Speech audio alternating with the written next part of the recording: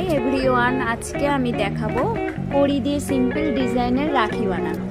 দেখো, প্রথমে আমি কড়ি নিয়ে নিলাম, তারপর আমি ডলি সুতো নিয়ে নিলাম সেটা দিয়ে বাঁধার জন্য। দেখো সেটা কিভাবে বানাচ্ছি।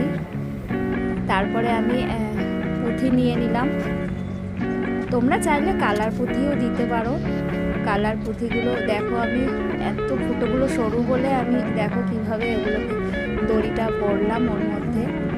এইবারে আমি ওখানে একে একে কালার পুঁথি দিয়ে দেবো, দুই সাইডেই দিয়ে দেবো, লাল হলুদ, আর তোমরা চাইলে অন্য কালারও দিতে পারো।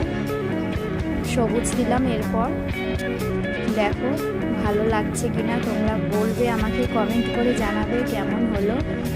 তারপরে আমি ফেভিকুইলে রেড কালারটা ইউজ করেছি, করে আমি রং তুলির সাহায্যে সেটা আমি একটা স্বস্তিক চিহ্ন এঁকে দিলাম, যাতে ওটা দেখতে আরও ভালো লাগে। তোমরা জানাবে কেমন লাগছে। হয়ে গেল রাখি বানানো।